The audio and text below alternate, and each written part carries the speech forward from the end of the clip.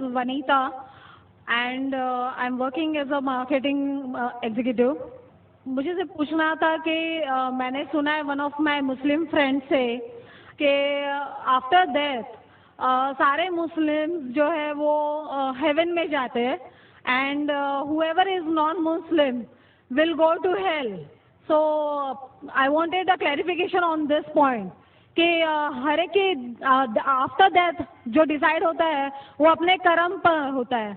तो मुझे इस बात के ऊपर क्लैरिफिकेशन चाहिए थे कि why all Muslim will go to heaven and non-Muslim will go to hell. If at all we do good deeds, like if non-Muslim also does good deeds, why they will go to hell? बहन ने अच्छा सवाल पूछा है कि उनकी एक सहेली ने कहा कि मुसलमान आखिरत में जन्नत में जाएंगे, गैर मुस्लिम दोज़ख में जाएंगे.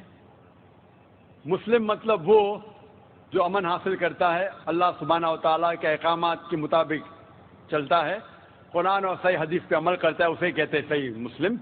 ये बिल्कुल सही है कि जो अमली तौर पे सही मुसलमान है वो इंशाअल्लाह जन्नत में जाएगा.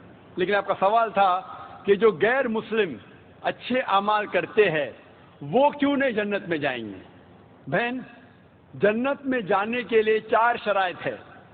जब मैं मेरा 10th स्टैंडर्ड पास किया, मैं सेंट पीटर्स स्कूल से फारिग हूँ. जब मैं ICSE में था 10वीं में, मेरे एग्जामिनेशन में 6 कंपल्सरी सब्जेक्ट्स थे.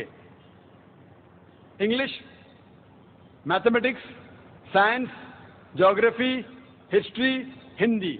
6 सब्जेक्ट्स कंपल्सरी. 6 सब्जेक्ट्स में पास होना कंपल्सरी है. इसी तरीके से इंसान को जन्नत में जाने के लिए 4 शराइत है.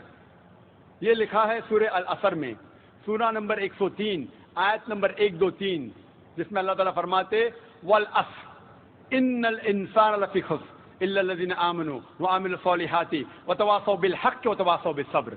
अल्लाह सुब्हानहू व तआला कसम खा रहे हैं वक्त की, असर की. बेशक इंसान खसारे में है.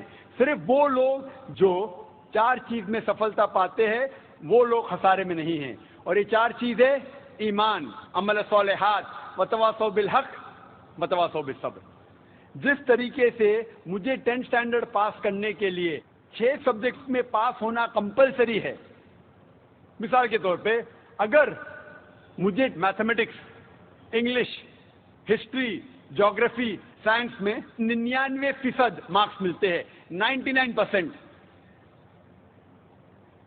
और हिंदी में सिर्फ मुझे 10% मिलते हैं एंड पासिंग मार्क्स 40%. पास होने के लिए 40 मार्क्स की जरूरत है. अगर एक सब्जेक्ट में, हिंदी में, मुझे 10% मार्क्स मिलते हैं और बाकी 5 सब्जेक्ट में 99% मार्क्स मिलते हैं, क्या मैं 10th स्टैंडर्ड पास करूंगा कि नहीं? बहन, मैं आपसे पूछना चाहता हूं, क्या मैं 10th स्टैंडर्ड में सफलता पाऊंगा कि नहीं? एक सब्जेक्ट में 10%, बाकी 5 सब्जेक्ट में 99%, क्या मैं 10th स्टैंडर्ड पास करूंगा कि नहीं? नहीं. क्यों? क्योंकि मुझे हिंदी में 10% मार्क्स मिले, भले 99 मिले बाकी 5 सब्जेक्ट में, हिंदी में 10 फेल. उसी तरीके से जन्नत में जाने के लिए सूरह अल असर के हिसाब से 4 चीजें जरूरी है. ईमान, अमल सालिहात, नेक अमाल जो आप कह रहे हैं, वतवासौ बिल हक, लोगों को हक की तरफ बुलाना, वतवासौ बिस सब्र, लोगों को सब्र की तरफ बुलाना. 4 चीजें जरूरी है. एक भी चीज अगर इन 4 में से मिसिंग है, मौजूद नहीं है, अगर आप एक भी चीज में फेल होते हैं तो आप जन्नत में नहीं जा सकते. अगर आप कहते हैं कि आप अच्छे इंसान हैं, आमाल में आप बहुत अच्छे अमाल करते हैं, मान लो आपको 99 मार्क्स मिले अमाल में, 99, लेकिन ईमान में तो आप फेल है. आप ये नहीं मानते कि अल्लाह एक और मोहम्मद सल्लल्लाहु अलैहि वसल्लम आखिरी पैगंबर है, जो सारी मजहबी किताब में लिखा है, तो आप ईमान में फेल है. आप कितने भी नेक काम करो, 99% मिले, 100% मिले, बाकी 3 हिस्से में ईमान में लेकिन फेल हुए, तो आप जन्नत में नहीं जाएंगे. इसी तरीके से अगर कोई इंसान नाम का मुसलमान है, नाम का मुसलमान है, अच्छे अमाल नहीं करता है, नेक अमाल नहीं करता है, वतवासौ बिल हक, दावत नहीं देता है, लोग को हक के राह पे नहीं बुलाता है, या लोग को सबर की तरफ नहीं बुलाता है, सिर्फ नाम का मुसलमान है, मोहम्मद, सुल्तान, जाकिर, अब्दुल्ला, तो वो जन्नत में नहीं जाएगा. उसे जन्नत में जाने के लिए ईमान, عمل صالحات وتواصوا بالحق وتواصوا بالصبر، چاروں چیز کی ضرورت ہے. اسی لیے آپ اعمال کتنے بھی اچھے، اگر ایمان نہیں ہے کہ اللہ ایک ہے اور اللہ کے علاوہ کسی کی عبادت نہیں کرنا چاہیے، اور ایمان نہیں ہے کہ محمد صلی اللہ علیہ وسلم آخری پیغمبر ہے، تو آپ جنت میں کبھی بھی نہیں جائیں گے. بہن، کیا آپ میرے جواب سے سہمت ہے؟ Yes. Thank you for clarifying the point. Most welcome. Mic number 2 میں اگر کوئی غیر مسلم بھائی لائن میں ہو مائک نمبر 2 میں تو سوال کر سکتے ہیں. نمستے سر، میرا نام وکی سونوڈ ہے. I am a student of computer engineering. میرا سوال یہ تھا کہ اتنے سالوں سے جو ہمارے ریلیجیس بکس آئے ہمارے پاس اور ہم لوگ اسٹڈی نہیں کر پا رہے، جو آج آپ نے پروگرام لیا، جو وید گیتا میں سے بتائے ہمیں، آج میں نے ابھی پڑھنا شروع کیا ہے، مگر اتنے سالوں سے کوئی پڑھ رہا کیوں نہیں ہے؟ آپ اس کے اوپر کیا کہنا چاہیں گے؟ بھائی نے اچھا سوال کیا ہے کہ ہم غیر مسلم اپنی مذہبی کتاب پڑھتے ہی نہیں. میری تقریر سننے کے بعد بھائی صاحب نے شروع کیا پڑھنا. تو کیوں نہیں پڑھتے؟ کیونکہ اکثر دیگر مذاہب کے دھرم گرو وہ نہیں چاہتے کہ ان کے مذہب کے ماننے والے اپنی مذہبی کتاب پڑھے. کیوں؟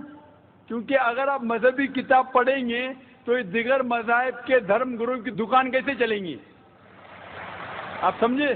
تو اسی لیے جو قرآن میں لکھا ہے سب سے بہترین جس طریقے سے غیر مسلمان سے کوئی مسلم بات کر سکتا ہے وہ سورہ عمران سورہ نمبر 3 آیت نمبر 64.